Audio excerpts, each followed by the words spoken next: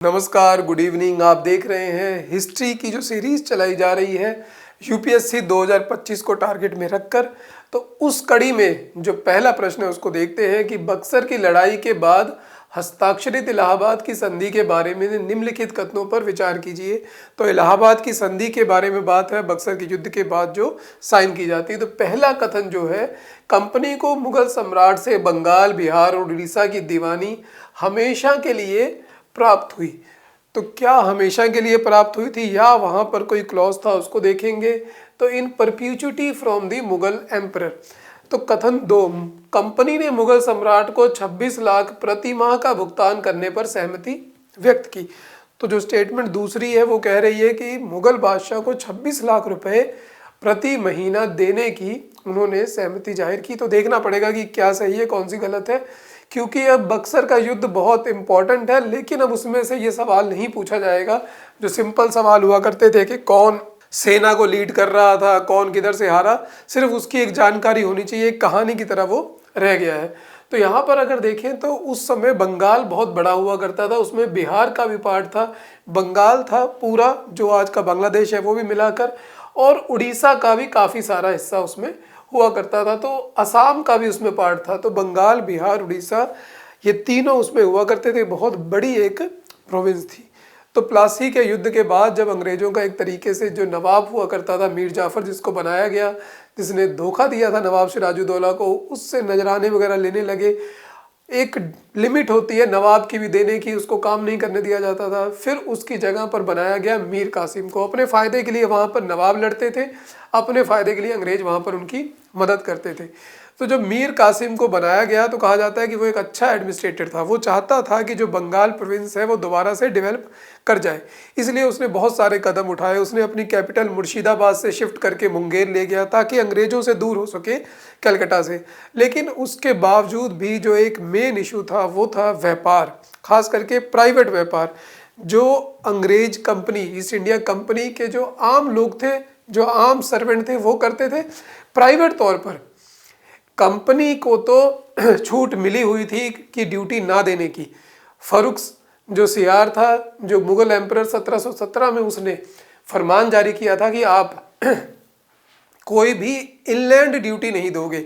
Inland का मतलब कि जो सामान भारत के अंदर बना है उसके व्यापार करने पर अंग्रेज कोई ड्यूटी नहीं देंगे। इसके लिए वो दस्तक जारी करते थे, एक पास, जो ईस्ट इंडिया कंपनी कह देती थी कि हाँ ये ट्रेड हमारा हो रहा है, तो उस पर कोई चुंगी नहीं ली जाती थी एक तरीके से। लेकिन उसका मिसयूज होता था। प्राइवेट जो उनके कंपनी के लोग थे वो अपना करते थे, उनके गोमश्ता हुआ करते थे, वो ट्रेड करते थे उनकी बिना पर।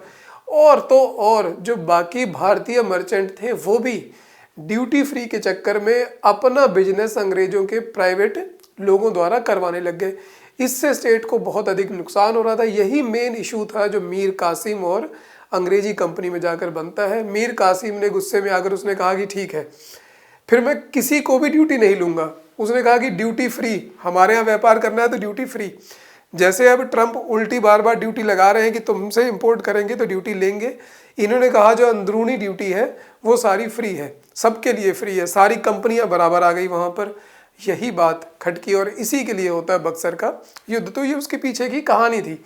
तो ब्रिटिश इंडिया कंपनी को जो लीड कर रहे थे वो थे मेजर हेक्टर मुनरो।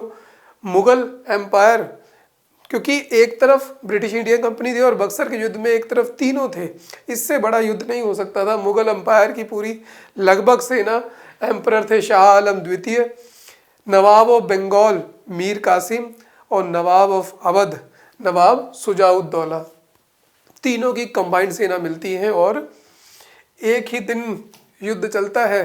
3 घंटे, 3 घंटे में फैसला हो जाता है। और बहुत बड़ी सेना थी और वहाँ पर बहुत छोटी सेना थी। बता देती है कि सुपीरियरिटी है, जो सेना उत्तम किसकी है, वो अंग्रेजों की हो चुकी है। उसके बाद फिर रॉबर्ट क्लाइव जो कि इंग्लैंड चले गए थे बीच में, उनको वापस बुलाया जाता है, फिर से गवर्नर बनते हैं और वहाँ पर आकर वो 2 साइन करते हैं। 2 ट्रीटी साइन होती है, दोनों का नाम ट्रीटी ऑफ इलाहाबाद है। एक सुजाउद्दौला के साथ होती है जो कि अवध के नवाब है, एक मुगल एम्परर के साथ होती है। सुजाउद्दौला के साथ जो ट्रीटी साइन होती है उसमें उनसे अवध से ले लिया जाता है इलाहाबाद और कड़ा, एक जगह है इलाहाबाद और कड़ा, कई बार कारा भी कहा जाता है उसको। तो इलाहाबाद और कड़ा को शाह आलम टू को दे दिया जाए, द्वितीय को दे दिया जाए। 50 लाख रुपए उनसे लिया गया जो युद्ध हुआ था उसका हर्जाना नवाब ऑफ अवध से, और उसके अलावा जो बलवंत सिंह जमींदार और बनारस, उनको उनकी फुल पोजेशन टेरिटरी की वापस सौंप दी गई। फिर उसके बाद वो डील कर कर रॉबर्ट क्लाइव यहाँ आता है इलाहाबाद में, और जो मुगल एम्परर थे ये तो कैपिटल में घुस ही नहीं सकते थे, इनको वहाँ पर जो वजीर था मीर बख्शी थे वो घुसने नहीं दे रहे थे, ये भटकते हुए बादशाह थे। तो भटकते हुए बादशाह को उन्होंने कहा कि तुम्हें रहने के लिए इलाहाबाद और कारा देते हैं। बादशाह ने कहा कि बहुत अच्छी बात है, इससे अच्छी बात क्या हो सकती है। उसके बाद एम्परर ने कहा बहुत मज़ा आया तुम्हारी बात सुनकर, तो मैं इसलिए तुम्हें क्या करता हूँ, दे देता हूँ किसकी, दीवानी ऑफ बंगाल, बिहार एंड उड़ीसा, और तुम मुझे हर महीने दोगे 26 लाख रुपए, हर महीने नहीं, एनुअल, हर महीने तो हमने वहाँ पर स्टेटमेंट पढ़ी थी, तो सालाना 26 लाख रुपए दिए जाएंगे और हमेशा के लिए दे दी गई। उसके अलावा निजामत फंक्शन, पुराने जो सिस्टम था हमारा वहाँ पर दो चीज़ें हुआ करती थी, एक निजामत, एक दीवानी। दीवानी के अंदर रेवेन्यू एडमिनिस्ट्रेशन की जो रेवेन्यू है कैसा आ रहा है, और जो सिविल केसेस थे यानी कि कौन रेवेन्यू नहीं दे रहा, किसका लगान बाकी है, उससे रिलेटेड जो केस होते थे जो आजकल सिविल मैटर कहा जाता है, सिविल के केस और रेवेन्यू का मामला दीवानी देखते थे। और निजामत में आता था क्रिमिनल जस्टिस, मिलिट्री, डिफेंस, तमाम चीज़ें जो थी वो निजामत थी। तो निजामत फंक्शन के लिए, क्योंकि अब बंगाल, बिहार, उड़ीसा की दीवानी जब अंग्रेजों के पास आ गई तो निजामत चलाने के लिए पैसा नहीं आएगा, तो उसके लिए 53 लाख रुपए कंपनी किसको देगी, निजामत फंक्शन के लिए। तो ये एक ट्रीटी थी। उसके बाद भी निजामत संग से चल नहीं पाती, वो एक अलग कहानी है। तो यहाँ पर चलते हैं प्रश्न की तरफ, जो स्टेटमेंट 1 और 2। ये प्रश्न इसलिए है क्योंकि ये वहाँ पर ये प्रश्न कई बार आते हैं कि 26 लाख, 53 लाख, क्योंकि उसके बाद क्या हुआ, उसके बाद शाह आलम से भी, जब शाह आलम ने मराठा सरदारों की मदद ली तो उसके बाद शाह आलम से इलाहाबाद और कड़ा वापस ले लिया गया, और इलाहाबाद और कड़ा वापस दे दिया गया जाकर नवाब अवध को, और उनसे फिर लिया गया 50 लाख रुपए, बेचा गया, उन्हीं से लेकर उन्हीं को 50 लाख रुपए में बेचा गया। तो ये काम थे अंग्रेजों के। तो हमेशा के लिए प्राप्त हुई, ये स्टेटमेंट सही है। मुगल सम्राट राजी हो गया था, लेकिन 26 लाख मंथली पर राजी हुआ था, एनम पर राजी हुआ था, मंथली पर नहीं। तो यहाँ पर थोड़ा सा आप देख लें, ये गलत है।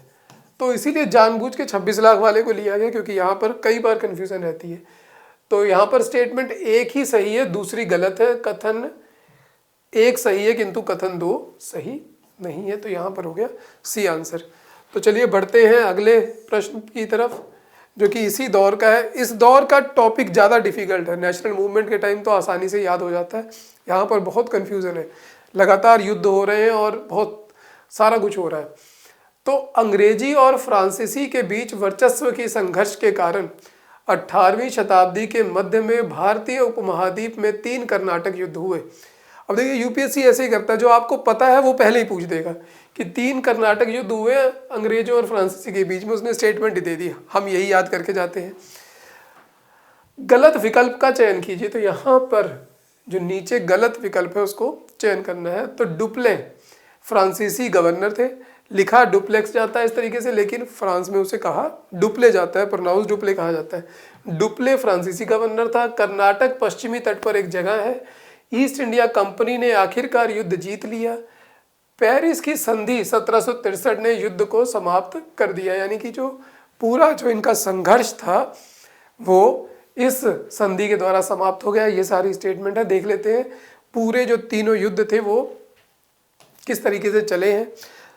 तो हमारा आंसर तो आराम से सॉल्व हो जाएगा, लेकिन हमें इस युद्ध को और भी देखना है। तो देखिए कर्नाटक हिंदी में कर्नाटक लिखा जाता है, अंग्रेजी में कार्नाटिक लिखा जाता है। यही कार्नाटिक वो शब्द है जिससे आता है हिंदुस्तानी म्यूजिक और कार्नाटिक म्यूजिक।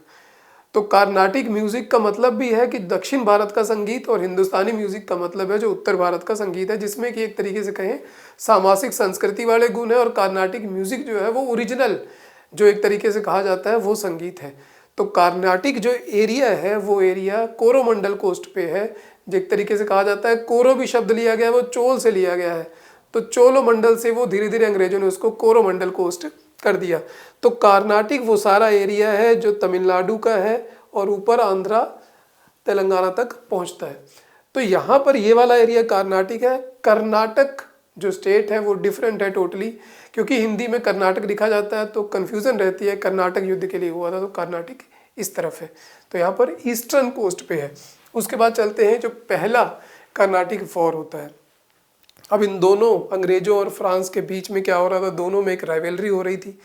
लेकिन इस राइवलरी में लड़ाई तब शुरू होती है जब यूरोप में लड़ाई शुरू होती है।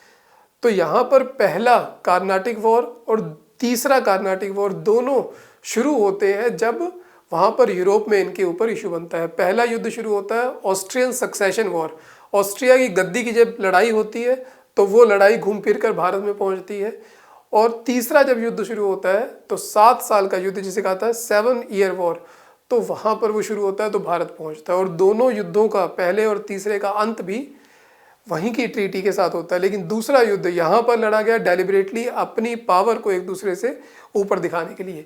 तो चलिए देखते हैं कि पहला युद्ध देखिए यहाँ पर अंग्रेजों और उनके बीच में लड़ा गया। तो यहाँ पर जो गवर्नर थे फ्रांस के वो डुप्ले थे, और एक पार्टी यहाँ पर अनवरुद्दीन खान भी थी, नवाब ऑफ कर्नाटक। वो देखेंगे वो कैसे बीच में आ जाता है। तो पहला युद्ध चलता है 1746 से लेकर 1748 के बीच में।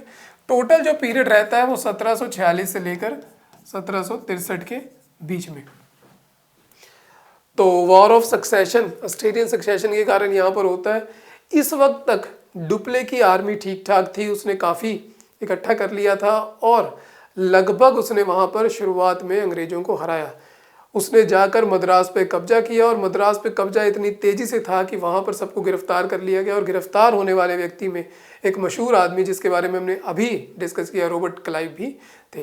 तो जब पहले युद्ध में मद्रास पर कब्जा किया जाता है तो प्रिजनर बना लिया जाता है रॉबर्ट क्लाइव को। उसके बाद वहाँ पर फिर से लड़ाई वहाँ पर थमती नहीं है, वहाँ पर अंग्रेज मदद लेते हैं। राजा जो नवाब ऑफ कर्नाटक, उसकी नवाब ऑफ कर्नाटक अनवरुद्दीन अपनी पूरी सेना के साथ आगे बढ़ते हैं और फ्रेंच छोटी सी टुकड़ी थी। बहुत ऐतिहासिक युद्ध रहा है, इसे कहा जाता है बैटल ऑफ सेंट थोम। यहाँ पर अनवरुद्दीन की पूरी लाव लश्कर वाली सेना हार जाती है। तो यहाँ पर लेकिन फिर भी जो दोनों के बीच में युद्ध था वो कंक्लूसिव नहीं होता है, वो समाप्त होता है, क्योंकि वहाँ पर संधि साइन कर ली जाती है यूरोप में, और उस ट्रीटी का नाम है ट्रीटी ऑफ एक्स-ला-चैपेल। 1748 में युद्ध रुक जाता है यहाँ पर। लेकिन यहाँ पर फैसला नहीं होता है कौन सुपीरियर है, सिर्फ फ्रेंच ने अनवरुद्दीन को हरा दिया था। तो ये इस युद्ध के कुछ इंपॉर्टेंट पॉइंट थे यहाँ पर। इसके अलावा ये वही वाली लाइन लिखी हुई है कि यहाँ पर जो युद्ध होता है जहाँ पर नवाब को हरा दिया जाता है, ये माइलेपुर जगह थी, चेन्नई के पास है 1746 में, और उसे कहा जाता है बैटल ऑफ सेंट थोम। फिर दूसरा युद्ध छिड़ता है। दूसरा युद्ध छिड़ता है दोनों की सुपीरियरिटी से।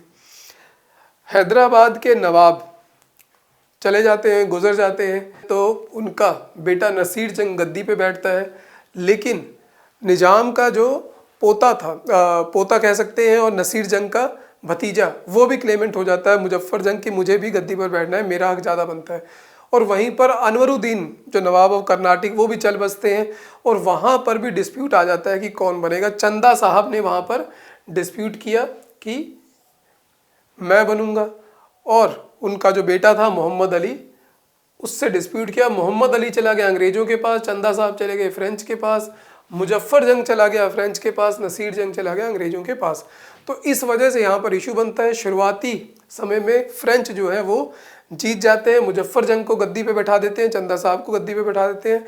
फिर उनको लगता है कि अब अंग्रेज़ों को भी इसी में निपट लेना चाहिए। जाकर वो घेरा डाल देते हैं त्रिचनपल्ली फोर्ट पर जाकर घेरा डाल लेते हैं। वहाँ पर घेरा बहुत सीवियर घेरा डाला रहता है, लेकिन उससे बचने के लिए जो रॉबर्ट क्लाइव है उसने कहा कि ऐसा करना पड़ेगा, हमें जाकर इस अगर घेरे से बचना है तो हमें जो चंदा साहब है उसको परेशान करना पड़ेगा। और जाकर उन्होंने जो नवाब ऑफ कर्नाटक की कैपिटल थी आर्कट, उसके ऊपर जाकर हमला कर दिया। चंदा साहब को भागना पड़ा और इसी तहस नहस में वहाँ पर वो सीज उड़ जाती है और धीरे से मौका मिल जाता है अंग्रेज़ों को बढ़त बनाने का, और अंग्रेज़ों की यहाँ बढ़त मिल जाती है।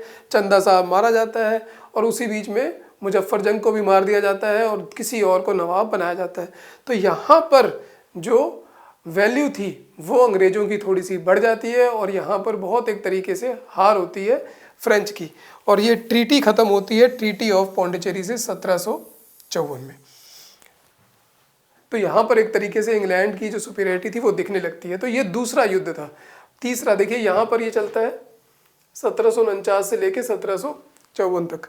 तीसरा 1758 से लेके 1763 तक। 1757 लिखा है यहाँ पर 1758 से 63। अब देखिए किस तरीके से इतिहास जुड़ा रहता है कि अब तीसरा होते होते यहाँ पर तब तक प्लासी का युद्ध हो चुका है। प्लासी का युद्ध हो चुका है और अच्छा खासा नजराना, अच्छा खासा रिसोर्सेज जो है अंग्रेजों के पास आ चुके हैं। तो यहाँ पर पलड़ा ऑटोमेटिक उनका भारी हो गया। तो ये भी इसलिए शुरू होती है क्योंकि वहाँ पर 7 ईयर सक्सेशन वॉर शुरू होती है। डुप्ले को दूसरे कर्नाटिक वॉर के बाद वापस बुला लिया जाता है कि भैया तुम्हारी वजह से बहुत नुकसान हो रहा है, तुमने बहुत झेल लिया है। उसके बाद वहाँ पर दूसरे गवर्नर को भेजा जाता है। यहाँ पर जो गवर्नर है वो है काउंट डी लैली। और उसके अलावा यहाँ पर जो लड़ाई होती है वो होती है एक लेफ्टिनेंट जनरल है सर आयरिकूड जो सेना को लीड कर रहे थे। बहुत इंपॉर्टेंट बैटल है यहाँ पर, बैटल ऑफ वेंटिवॉश जिसे कहा जाता है। और वहाँ पर अच्छे से फ्रेंच का सफाया होता है, पूरा इतना सफाया होता है कि उनका परमानेंट ड्रीम कि हम भी कोई टेरिटरी बना पाएंगे, कोई कब्जा कर पाएंगे, कोई एम्पायर कर पाएंगे, वो तहस नहस हो जाता है। सारा हिस्सा उनका कब्जा कर लिया जाता है। ट्रीटी ऑफ जब पेरिस होती है उसमें कहा जाता है कि अब तुम्हें लौटा देते हैं, लेकिन फिर दोबारा ना तुम अपने किलों की चारदीवारी करोगे, ना तुम कोई हमला करोगे, चुपचाप बैठकर यहाँ पर ट्रेड कर लो। तो as per the treaty Chandannagar जो कि बंगाल में है, पौंडीचेरी, उनको वापस दे दिया जाता है।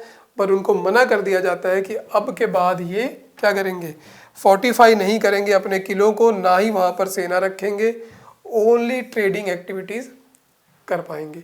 तो तीसरे कर्नाटिक युद्ध में यहाँ पर इनका जो सपना था वो समाप्त हो जाता है। तो रिजल्ट यहाँ पर थी फाइनल ब्रिटिश विक्ट्री।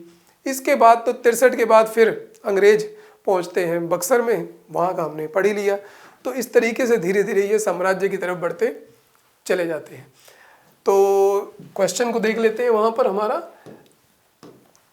तो हमने पूरा डिस्कस कर ही लिया है। डुप्लेक्स फ्रांसीसी गवर्नर था, कर्नाटका पश्चिम तट पर नहीं है, ये कोरोमंडल कोस्ट पर है। ईस्ट इंडिया कंपनी ने आखिरकार युद्ध जीत लिया। पेरिस की संधि ने युद्ध को समाप्त किया। The treaty of Paris ended the war. तो जो तीनों युद्ध थे वो अंत में ट्रीटी ऑफ पेरिस के द्वारा समाप्त होते हैं और अंग्रेज इसमें अपने आप को विजयी पा लेते हैं। तो ये थे आज के 2 प्रश्न। ऐसे ही इंपॉर्टेंट क्वेश्चन के साथ मिलते रहेंगे। तब तक के लिए धन्यवाद दोस्तों।